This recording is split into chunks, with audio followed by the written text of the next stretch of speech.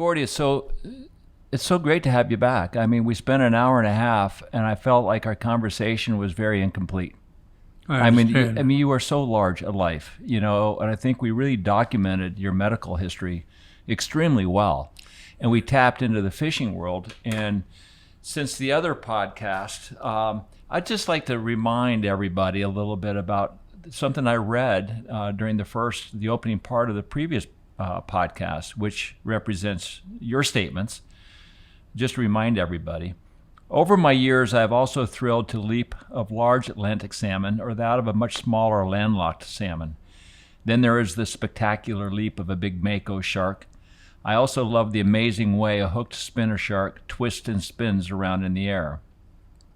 I still recall with pleasure the shining silvery leap of a tarpon or of a trophy-sized queenfish, the aerobics of an Australian Saratoga in the billabongs, or a leaping she-fish above the Arctic Circle. Then there are sometimes awesome leaps that billfish make. Tattooed onto my brain is the vertical leap of a broad-bill swordfish as it tries to spear a full moon as it comes shooting up like a Polaris missile. Though I've tried many times, I've never hooked one on fly, and now that I'm no longer young, never will. I mean, I think that covers a pretty big spectrum of your traveling fishing career. What I'd like to do is visit one of the most outstanding memories. You talk about having that big billfish, swordfish, trying to spear a moon. Tell me about that story that evening. Well, I went out with a fellow named Ernie Biederman who had a big sport fisherman. And we went out in the evening out of Baker's Haulover, which is North Miami. We put out our baits. This was not on fly. This was on regulation trolling tackle. But except for the line, which was 50-pound test. Usually for marlin, we used a much heavier line than that. But I wanted to catch a swordfish on 50. We put out our baits, and it was full moon. It was just beautiful. And it wasn't long before I hooked up, and this fish was just immense. She leaped, I say she because it was a female, she leaped high vertically, and when I say like a Polaris missile, that's not far off. I mean, she exploded from the water, and the moon was right above her. Looked like she was trying to stab it. And it's emblazoned on my brain. I'll never forget it. Did she completely clear the surface of the ocean? Oh, by a mile. Really? Oh yeah. Her tail was probably 15 feet above the highest wave. And how big was this billfish? Well, we later boated her, and she was 506 pounds. Wow. And how long did that take? Well, that's the whole story. This fish was tough, and she kept going north and leaping, and then settled down and just kept going north, and so was the Gulf Stream. So to make a long story short, we fought her for 15 hours and 15 minutes. Oh, my Lord. And finally got her to the transom. When we got her to the transom, there was a smaller male right with her. Yeah. And she started going crazy with her sword, and she did thousands of dollars worth of damage to Ernie's transom before we could, or after we got a gaff in her. The mate got a flying gaff in her, and we opened the tuna door, but we didn't dare slide that fish on board yet. It was quite a while before she settled down. The male disappeared, and we finally slid her on board. Well, I couldn't get out of the fighting chair. After all that, every joint in my body was stiff, so the guys had to lift me out, bring me back to the cabin, and stretch me out and lay me down on one of the bunks for a while. What a remarkable story. What a great catch. But you were also saying earlier... We landed her 100 miles north of where we hooked her. Wow. Yeah. But I would think, too, you're talking about how this fish is traveling north with the Gulf Stream. Yes. How difficult is it to put pressure on a fish that you're following? Well, we tried to put all the pressure we could. I mean, I had a bent rod scenario to the max. So you just kind of like stay with that fish? Because I was wondering, sometimes chasing tarpon, if the boat's moving with the fish, it's hard to apply a lot of pressure. I was always wondering, what about if you apply big pressure with your drag and you get close to the fish and let that fish pull drag and then chase it down? We tried all of the above, all believe tricks. me. Is that a trick that you guys normally use offshore? Absolutely. Works great on blue marlin. Right. But you were also saying that you loved bill fishing. Yes. And in the early years, I think it was Doc Robinson that was one of the first to catch billfish on fly, if I'm not mistaken. Yes. And did you fish with him? No. I didn't even know him. I never met him. He was out on the West Coast. But Doc made videos of his catches. In fact, you can see one still today if you want to look it up. Doc Robinson's first striped marlin on fly. He'd caught a lot of sailfish, but he caught them by trolling a teaser and then taking the teaser out of the water the way most people do. And then you have a chuck and duck cast, right. Casting the whole chicken out on the water. Right. And the switch often works and sometimes doesn't. Was that before they were taking the boat out of gear before the fly is delivered? I don't remember. Or was that after the fact? I think that happened afterwards. Right. Once they understood the dynamics of raising billfish. Yeah. But you chased a lot of marlin, right? Right. Was that, of all the fish that you chased, was that the premier fish for you? Marlin. I know you were a great tarpon fisherman. No, they each had their own advantages as far as my brain is concerned. I love the little white marlin. Why? Because that fish is doable on light fly rods, and he'll jump and jump and jump and jump. You don't think sometimes he's going to get back in the water. I love that. I love the striped marlin because they do it all. I never fished the really big striped marlin off New Zealand, but I've gotten more than I can count off Ecuador when they were so thick there. And we got them in all different ways, but the usual way was to troll a teaser and then pull the teaser out. When the teaser hit the deck, you take the boat out of gear and make a cast. How difficult was it traveling internationally back in those days? Easy. You had your own plane? No problem. You had your own plane? Yeah, yeah. Did you? You did have your own plane. No, I didn't have my own plane. I thought you were just going to go with it. No, no. I'm not a flyboy. You know, what's interesting with the early pioneers like Zane Grey, when he was fishing Australia, he would leave in a sailboat and it would take 3 weeks for him to get there. And then it'd take him 3 weeks to get home. And he would be gone for a number of months. But that was beyond comprehension to me, to go fishing in Australia and have to sail there for 3 weeks and then return. So the early pioneers, how much influence did they have on you? A lot. I read about their exploits and salivated over them, and couldn't wait to do it. And then I did it. Who was your favorite pioneer? Didn't have a favorite. Like, who were the other ones that other than Zane Grey? Well, all the guys that were fishing for marlin, it didn't make any difference. I didn't have a hero. Right. Did you start pursuing these billfish with fly? Yeah, and I wanted to do it better than they did. Here's what I mean. These guys were trolling teasers. I wanted to get away from the teaser and the chuck and duck. I wanted to fish them like kind of like we do tarpon, except in deep water. So when I went to Ecuador, there were so many small and medium striped marlin that we could do that. We could leave the big boat in a panga and come up on some feeding marlin, or else tailing marlin, just like tailing bonefish, except huge. And I could make a real fly cast with a long lefty deceiver type, but bigger than you would use for tarpon, for example, quite a bit bigger, and or sometimes a popper. We experimented with all different types of flies and rigs, and I decided to do my own thing and to figure out my own way of doing it, not to do what everybody else was doing. I'd caught so many of them with the teaser and chuck and duck method that got to be something I didn't want to do anymore. So you reestablished a new way of doing things. Well, I don't know that others hadn't done it, but did they follow your methodology shortly thereafter? I don't think many of them did. I don't think many of them do that now. It's a thing to have a panga and an Ecuadorian rowing it out there and catch a marlin on a cast like he would a tarpon. What was that like? I mean, how big of seas were they? And he's rowing this panga. Not big seas. Pretty flat. Yeah, the secret was the corriente, which is their word for current.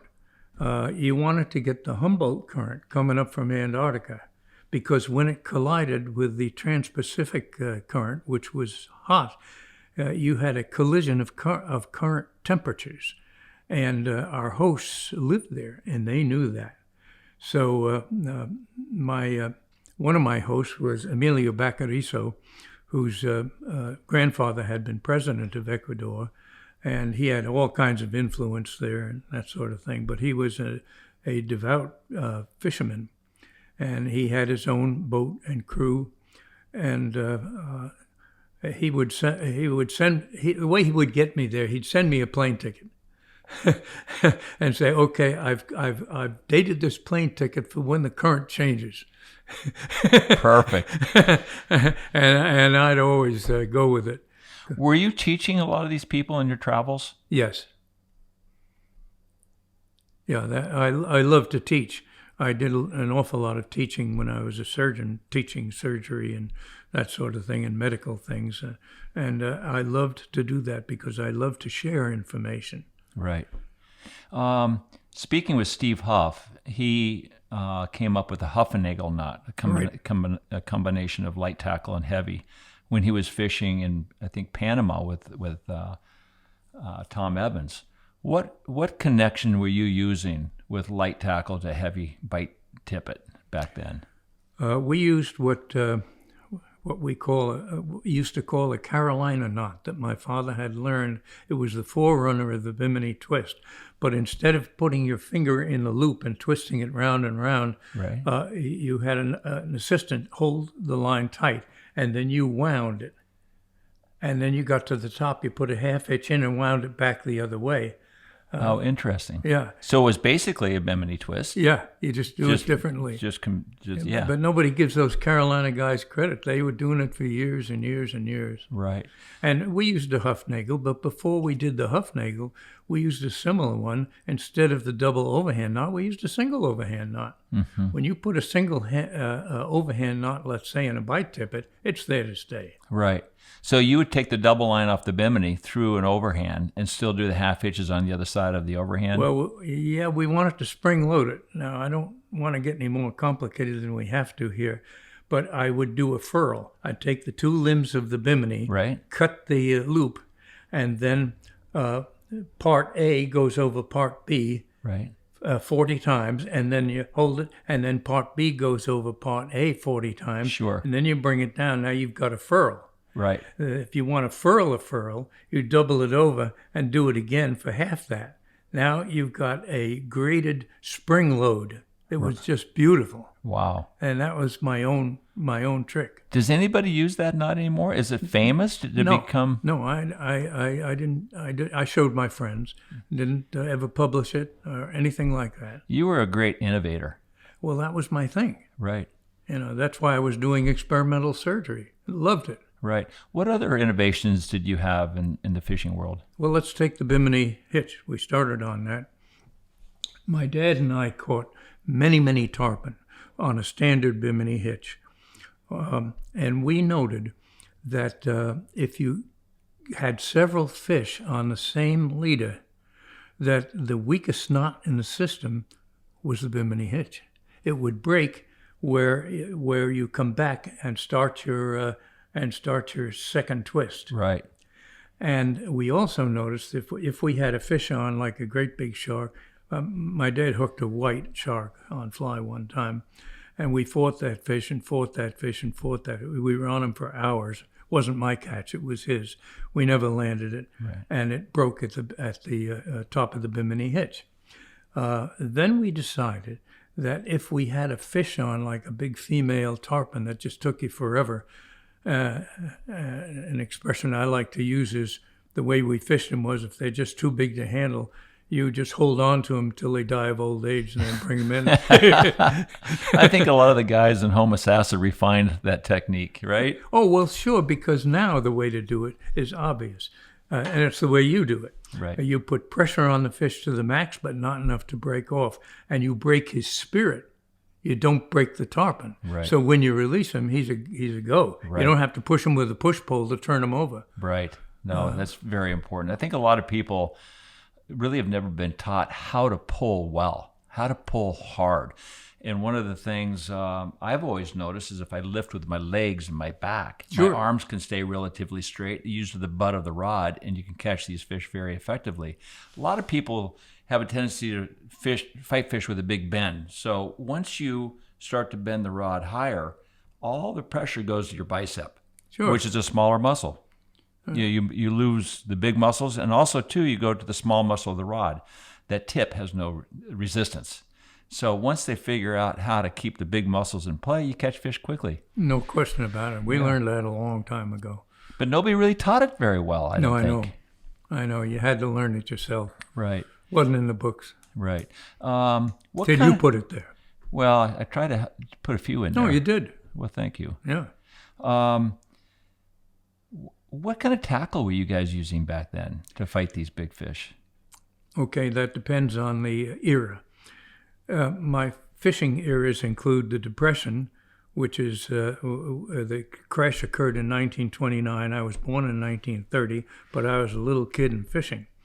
Now, back then, nobody had any money. We didn't have much, but my father was the only father on the block that had a job.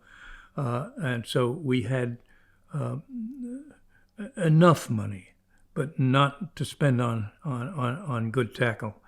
My Uncle Malcolm did have a lot more money because he was successful in the stock market, and he'd help us out. He'd bring me to New York City, to Madison Avenue, to the fly shop there, Abercrombie and Fitch. Right. And he'd let me pick out a bamboo rod. Why? Because bamboo, there were only two types of rods. One was bamboo, and there were many different types of bamboo rods. Or else greenheart, which was a very, very stiff hardwood, okay for surf casting with a fly, but not for ordinary fly fishing. So it was bamboo. The fly lines, as you know, were designated entirely differently on the basis of diameter for each segment rather than weight. Mm-hmm. And they used to call that a gaff, right? Weight gaff? Yeah. Yep. Yep. And so he'd buy me a fly line when I couldn't afford one, and you know, I'm a kid at this time, and we fished with those bamboo rods.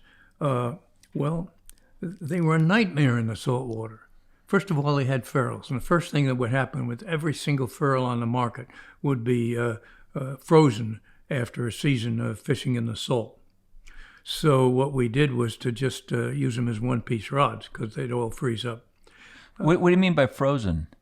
Corroded. Corroded. You couldn't get them apart. Oh, okay. And the with ferrules, the salt right. water, they'd take a set. Right. So every year you had to revarnish it. And we would hang the rods up by the tip top. So they wouldn't get the bend out of them, right? Yeah.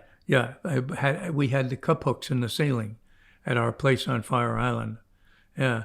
And we'd hang them. And then the backing was cutty hunk. Do you know what that is? No. It's woven linen. Right. It was made by a company called Ashaway in Connecticut. And it would rot, just like silk, but silk rotted faster. So what we did was to every day after fishing, we would take the backing off the reel and wind it around the tops of the dining room chairs. In my dining room, I lived on Long Island. My mother would come down in the morning and say, "Get this stuff off there." You know, we're having I'd breakfast. have to go around. Yes, ma'am. You know, I remember seeing old photographs of that. because if you didn't, you had one rot spot, and that would kill you. All you need is one. You lose the fly line and the fish and everything else. And boy, did we learn that the hard way. And what about reels? We used old hardy reels that were made for salmon fishing in fresh water. And I couldn't afford new ones, so I bought used ones. Right. But then okay. The leaders, nylon hadn't been invented. There was no such thing as monofilament. So we used what was called catgut. Right. It wasn't catgut. It was made from connective tissue from the abattoirs, and it was a process of retting it, which is soaking it in lye and that sort of thing to make it translucent, never transparent.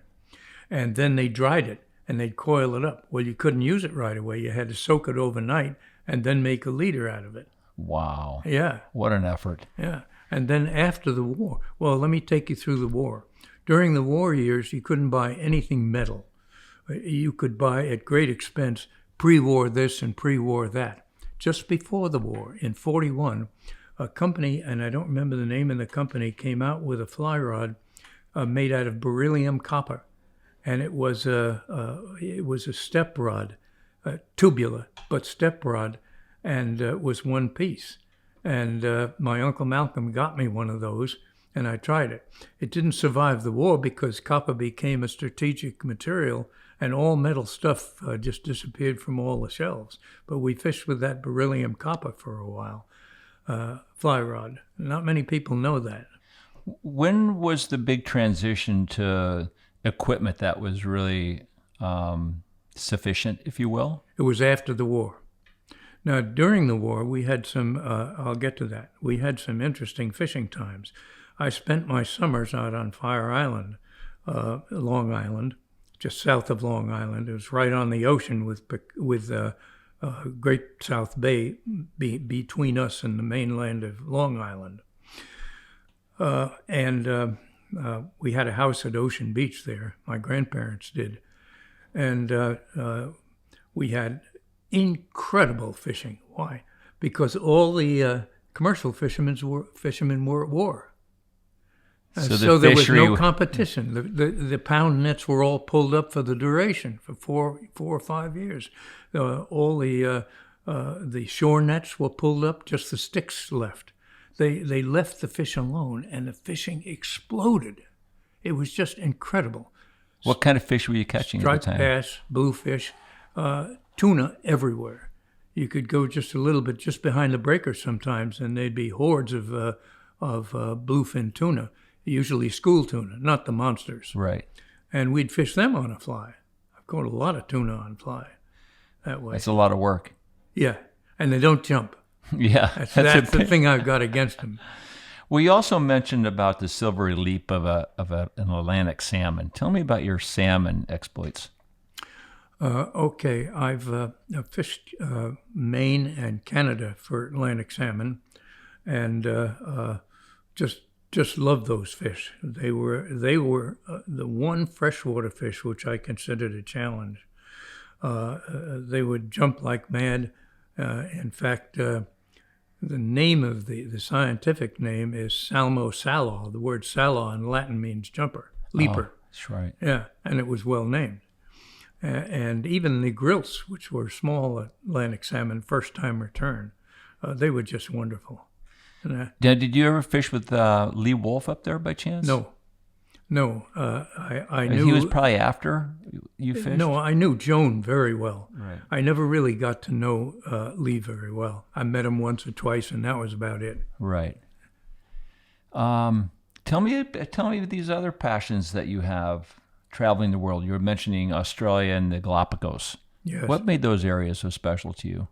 The fish. But they were special areas anyway. Even if there'd been no fish, they'd have been. There's a site of interest, something you have never seen before, several times a day in the Galapagos. It was incredible. Like we'd be on the island of Hood, and there'd be all these albatrosses sitting on their eggs. And you could go right up and you could pet a female albatross while she's sitting on her eggs. Where else can you do that? Right. You know, just all kinds of things. But the fishing was absolutely fantastic. The waters teemed with fish. One reason, nobody fishing. We had special permission to go places where it was closed to the public. How did you get that permission? Through Emilio Baccariso. He had, to put it in his words, Gordy, it all depends on the friends in the government in Quito. You do that so well. Like I said before, it's great to have friends in high places. Dave Sylvester and I and Bob Andre, we would go there. And Bob Andre and I were both MDs, doctors. And so we would, Amelia would set it up that we were doctors there to study the diseases of the fish. Well, you can't do that unless you catch them. So we had the permit to do that, and it was just fantastic. We did not do marlin in the Galapagos. Our quest was for light tackle fly fishing, snook, and all the different species there, but mainly the tremendous Galapagos snook.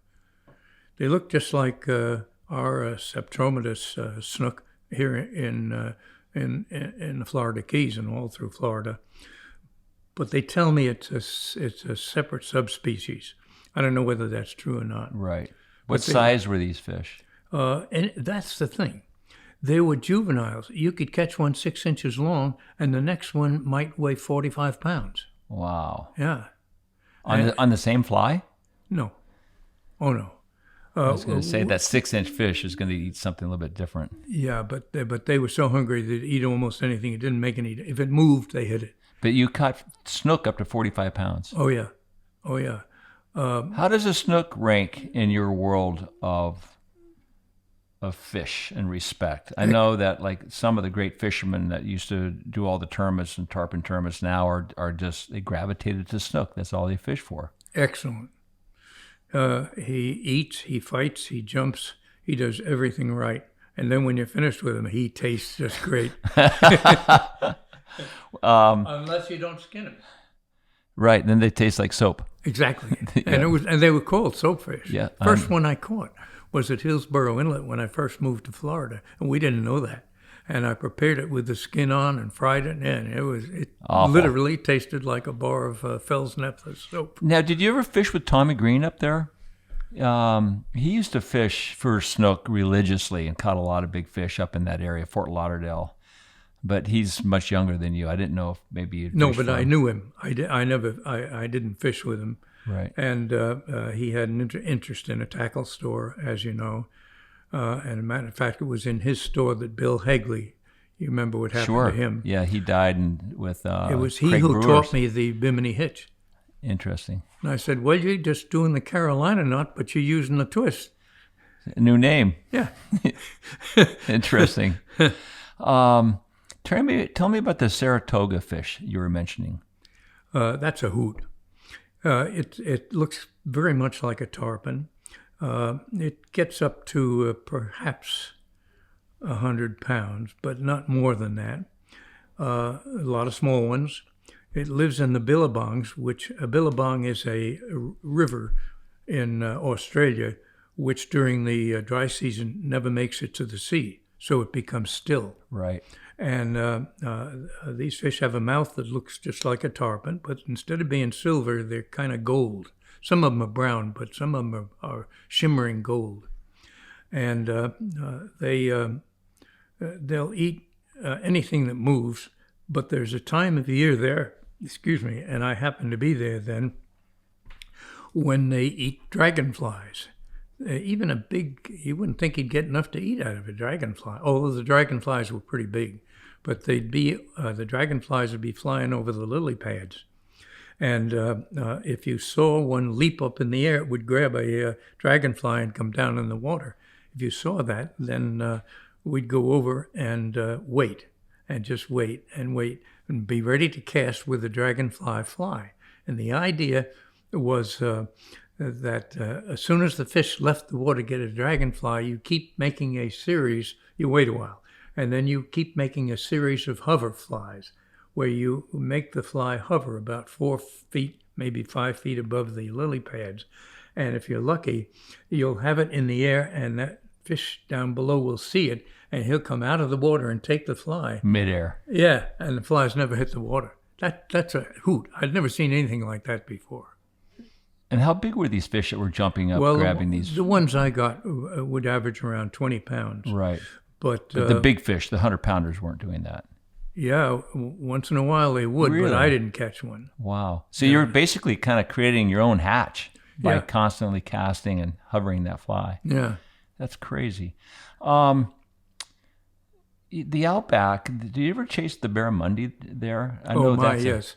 That's a great fish too, right? When I went to Australia, I contacted Lefty, who put me on to Harrow, who is Rod Harrison, and he's the Lefty Cray of Australia.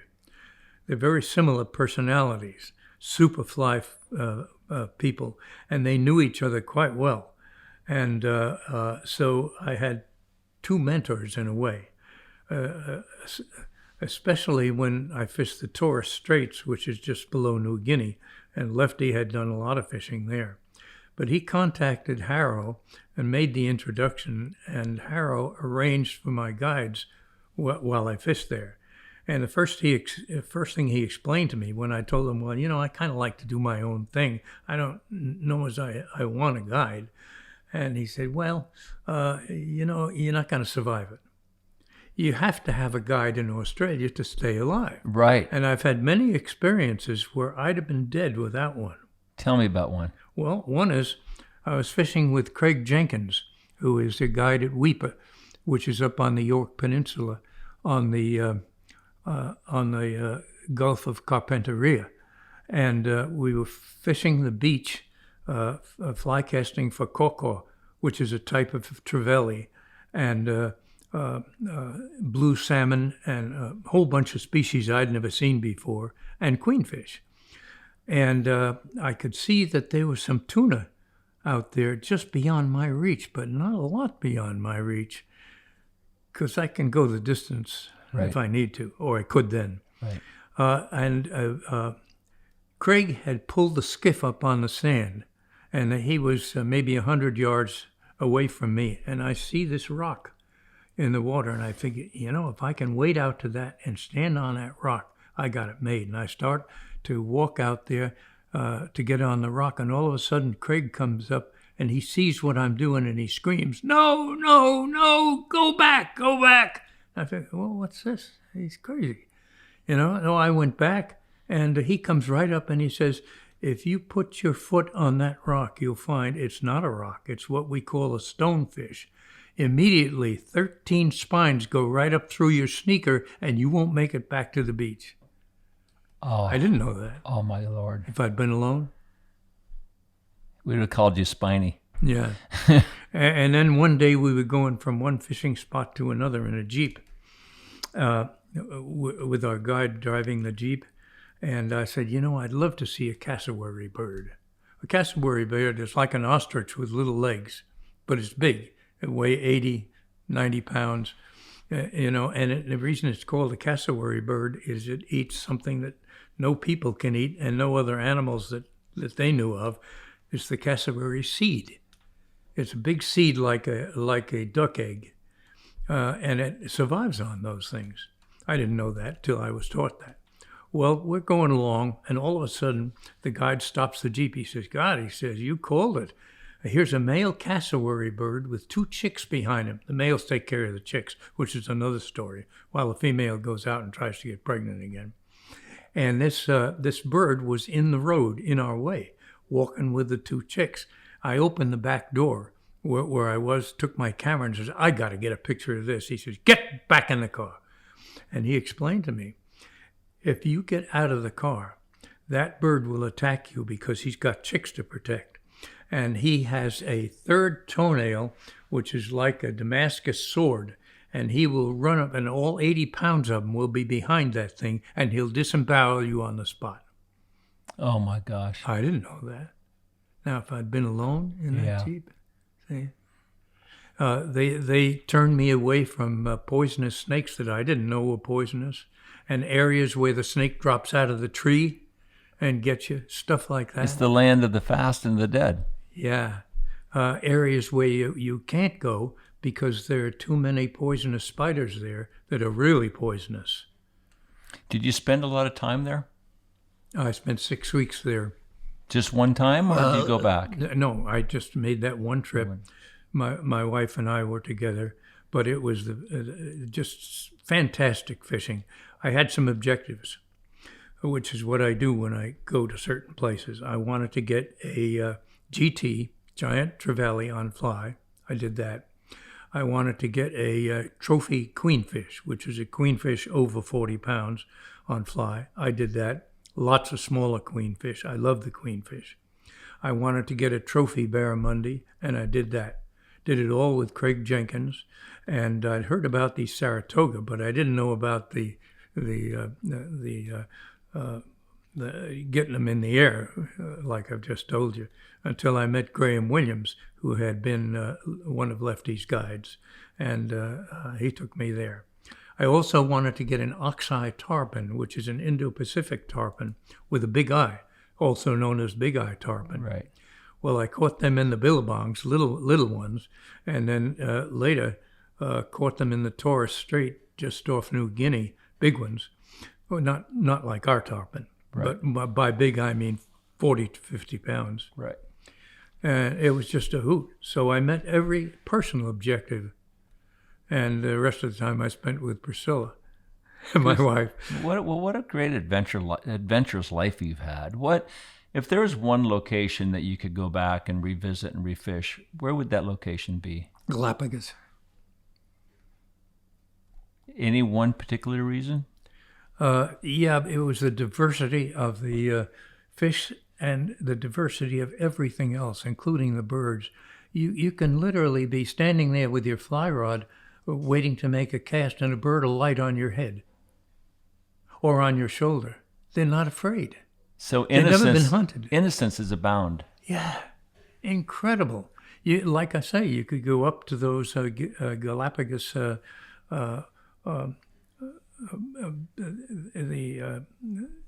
these big birds and just pet them on the head, and Isn't that where they have the big turtles as well? Tortoises. Tortoise, not turtles. Yeah, tortoise. Yes, and they're down in the extinct volcanoes. So we went and we took a couple of trips down there, and I took another trip back there with my son Kenny, and we took a jeep all around the different islands, just studying what to be found on the island, not just fishing. And the Galapagos tortoises were there. It was really fascinating. Your imagination and pursuit of the unknown is so vast. Are you still that way? Yes. At 90 years of age? Yes, very much so. What excites you now? I mean, travel is limited. You just experienced COVID. Right. You survived COVID. Yes. And I can't even imagine how scared you were when you were ill. Well, when I say survived COVID, I don't know that it was COVID. It was early in the game, and they couldn't classify the virus. But it was as the COVID was coming here. And I've been inoculated despite that anyway, just to take no chances. So where's your mind go now? Where do you get stimulation from? Well, here in Big Pine, since you're not traveling the world and catching all these wild fish anymore. No, but I have a computer, and I know how to use it, which most 90-year-olds don't. It's an Apple, and for years I used it for the Federation of Fly Fishers. I was on the casting board of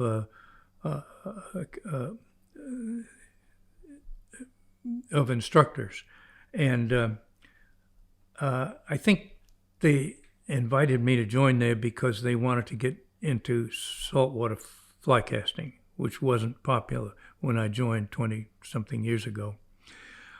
Be that as it may, I enjoyed teaching fly casting, and I became an examiner, and I did a lot of certifying of guys that wanted to become master certified teachers. I got so deep into that I started my own teaching group. Ended up with with more than 400 students on the computer all around the world. Which you do on a daily basis? Yeah, more than a daily basis. I spent many, many hours doing that, and I did that for 14 years. that was called the Master Study Group. And the idea was that when somebody had been on that Master Study Group for long enough and had participated properly, that he could pass an examination that was very difficult to pass. Now, for example, when I took the exam many years before, there were 12 of us, and I was the only one that passed, but that was typical of master exams. Right. And guys had to take it over and over and that sort of thing, Well, I think you've received the Mel Krieger Award of casting, I think, from them. Why did you like to fish alone so much?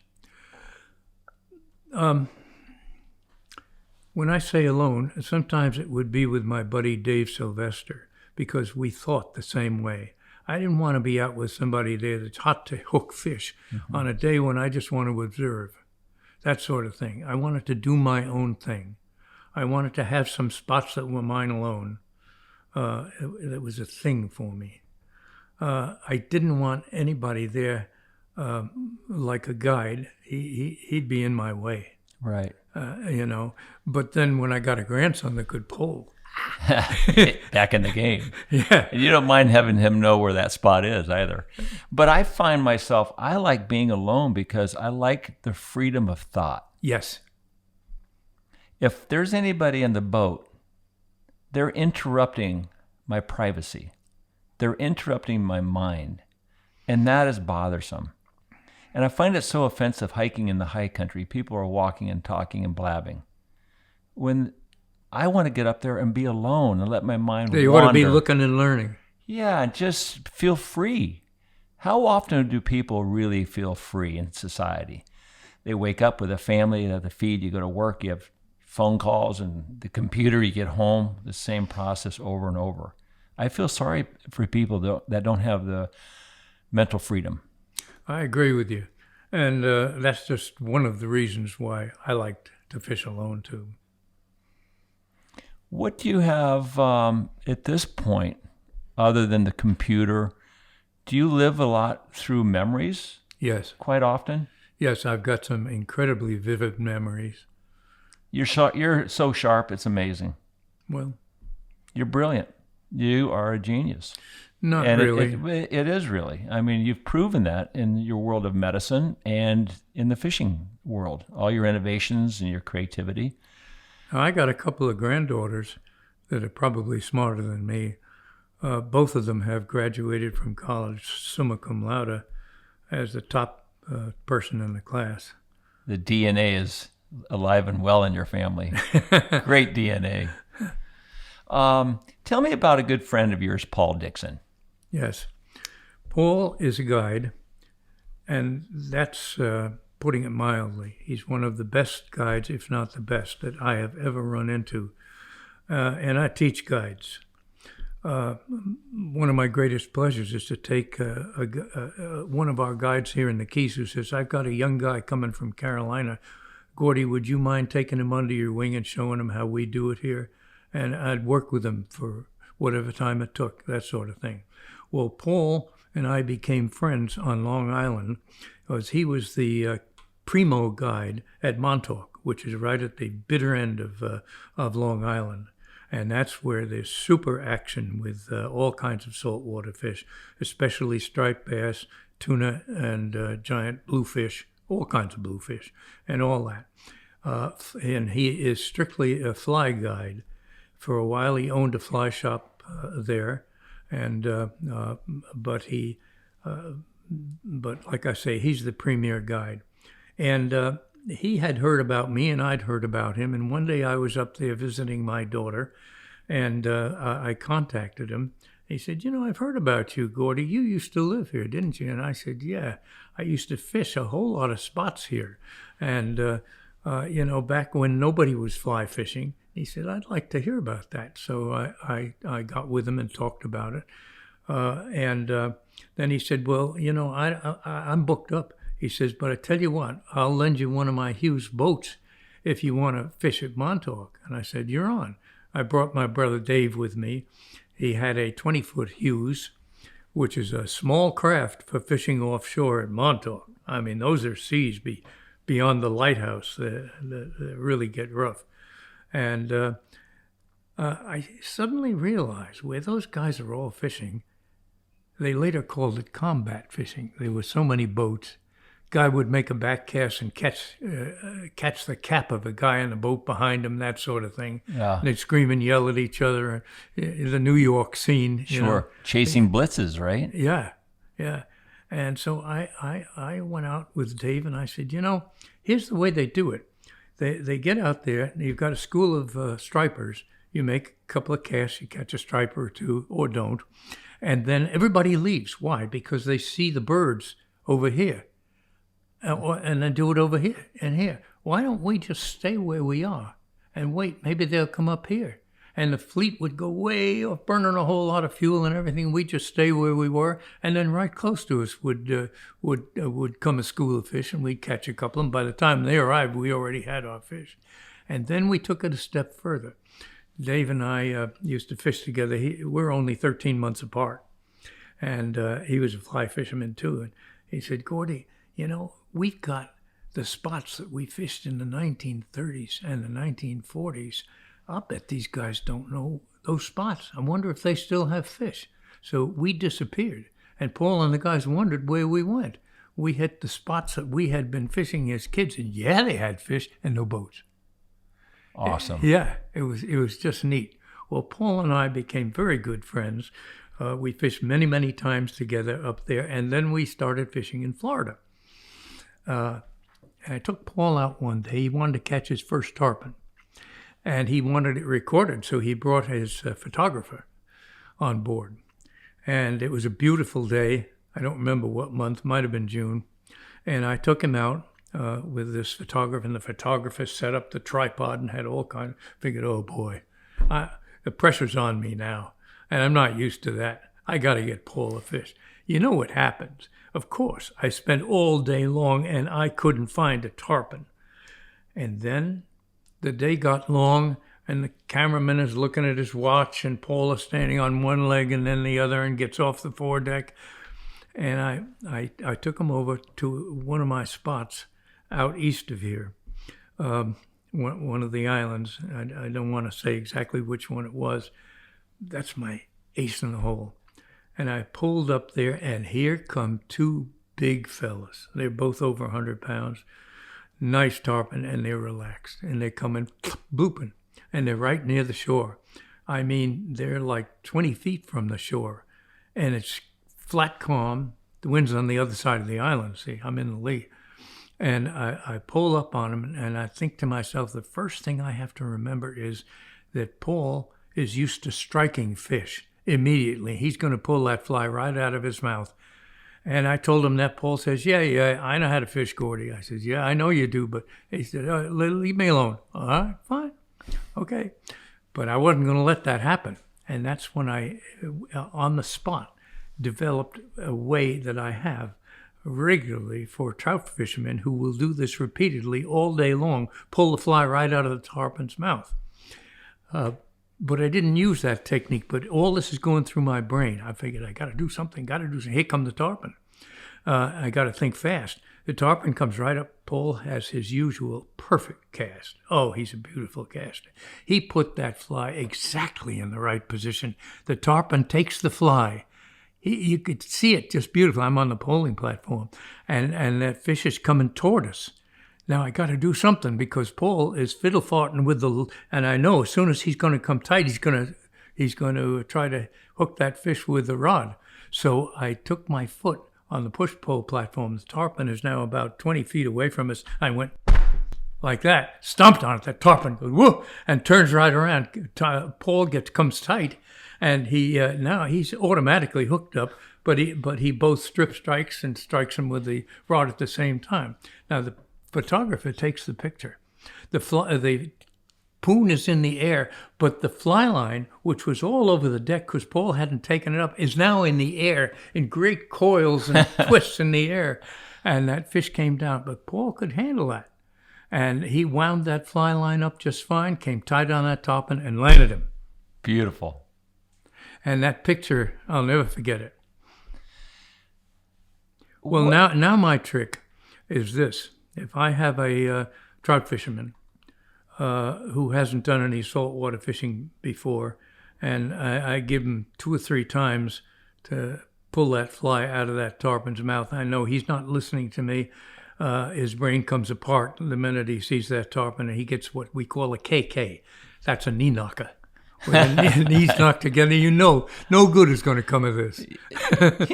I used to yank the fly out of the tarpon's face. We all, I mean, it's just that's what you do the first time you see a tarpon explode on your fly. I used to look at my right hand and yell at my right hand because every time I go, keep your cool, keep your cool. The fish would come up, start to rise, and boom, he'd eat your fly, and the right hand would always come up. Oh my God, it just drove me crazy. I had nightmares, about this hand because I'd lose so many fish.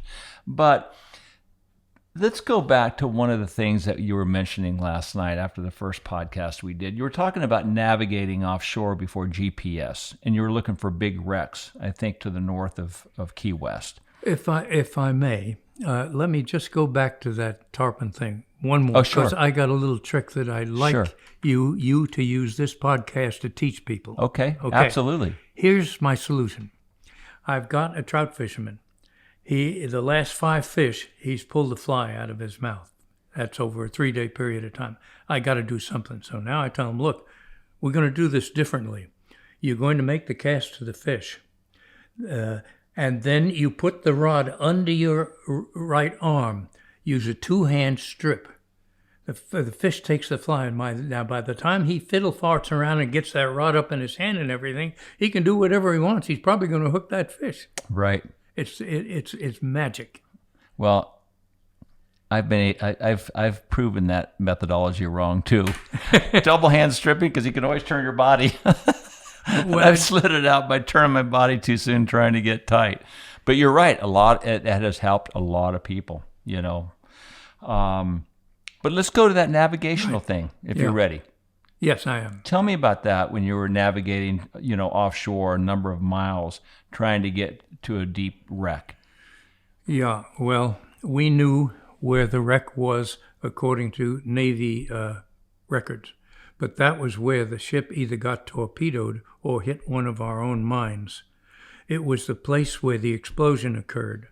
It wasn't where the ship was, and there are all kinds of currents out there. So the Navy coordinates never worked. The ship was always somewhere else. It wasn't on the bottom where they said it was. And it was before the days of GPS anyway. But we used Loran C, which was a pain in the neck. And we had the coordinates and all. The wreck was never there. None of these wrecks. So what we did was to figure that the tides, and the incoming tide would be usually out off Key West, would be one direction and then 180 degrees from it in the other direction, wherever you were, whether you were on the ocean side or the Gulf side. And so what we would do would be to we'd get as close as we could to where the Navy said it was, and we'd put over an anchored buoy with a flag on it and a flagpole so we could see it from a great distance. Always do it on a calm day. And then we would run a grid, but the grid was limited to either east or west or almost east or west, depending on how we knew the currents would go. And we double-checked the currents anyway by anchoring and using a chip log. So we knew the current scenario, figuring that the ship would go down not where the wind was pushing it so much, but where the water was taking it. Right. And we found several of the wrecks that way, including the Luckenbeck, which was the one that we were especially anxious to find. She was an ore ship that went down when it hit one of our own mines north of Key West in the Gulf. Well, then we began to be able to find it, but now we wanted to be able to find it even in rough weather, which is another story. So we figured out a system of mathematics where we could run to Smith Shoal, which is just north of Key West, and then take a chip log, take a chip log, figure the direction and the velocity of the current. We would take the wind into account and come up with a mathematical formula which would give us the probability of our best of our best heading to find that wreck. And we honed it down until we had it just right. We would then run past Smith Shoal, just like our math told us to do. And then while we're running at exactly the same number of RPMs every time, nobody can move in the boat. You can't even move a beer can. That was the rule. Then it would change the weight of the boat. It would change the direction of the boat. The direction of the boat. Just enough that you'd be that much more off. Right. You know, everything stays the same. And then I'd take a back azimuth on with a Polaris on Smith Shoal, apply it to a trigonometric formula, which I had devised myself using a cosine table, and come up with the change of direction if one was required. That might be half a degree. It might be 1 degree in either direction. It might be as much as 2 degrees, and on a rough day it could be 5 degrees, you see. But using that method, we had a high probability of either ending up, when we clicked the stopwatch, number of seconds, we'd clip the stopwatch, cut the engines, and put over the flag. We were never completely right on the wreck, but it didn't take long to find it. Running our grid, sure, the current grid, until we found it. What was the fishing like once you found it? Unbelievable. The cobia fishing was so good, we stopped fishing for them. I mean, we'd take one for dinner. That's it. And it just wasn't fun to catch them because they were swarming all over the place.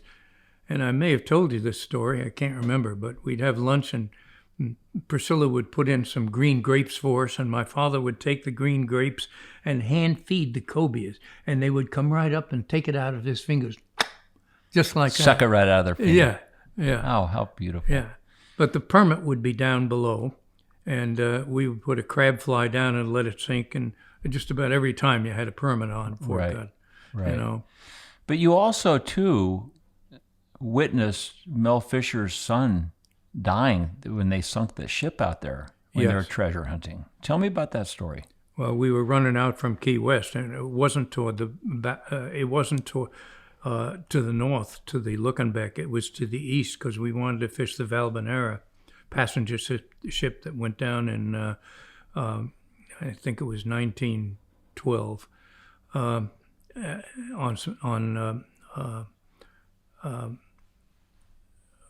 Half Moon Shoal, past the quicksands. And so we were on the way out there, and I looked to my right, which is to the north, and I see a ship. I didn't know it was Mel's ship at the time. And it looked as if it had gone down or was just in the process of sinking. Listing terribly? Yeah. And we started to run for it because we could see that there was trouble there. And we almost got there when a whole fleet of boats led by a Coast Guard cutter was on the way there too. And my father and I figured that we're just going to be in the way. So we took off, not knowing that anybody had died, frankly, and not knowing that it was Mel's ship, even though we knew the other one of Mel's ship was out there. And we knew of Mel's efforts. We had taken issue with some of them because it destroyed a couple of our special markers, but that's another story. We ran and fished and came back and found that when we came back, there were boats anchored over that area, and we figured we better not disturb it. It wasn't until we got to shore that we got the story. That he had passed. Yeah. Well, I cannot express fully enough how much I really appreciate you, your life, your legacy, what you've done to society, putting new hips in all these people, giving them a life, you know, a full life after that injury or whatever. I've got a replaced knee. 16 years later, I'm still chasing elk and doing everything I can. So you've not only given so much through your medical experience and your profession and your genius, but your fishing career and sharing your story is so enlightening, because I don't know of anybody, and I know a lot of fishermen, but I don't know of anybody that's experienced quite as much as you have. And I so appreciate your story. Well, I appreciate you having me. I'll tell you one other story with respect to, I know you're trying to close, but when I retired, I had all my old patients come to introduce them to my new partner who was going to be taking over my practice.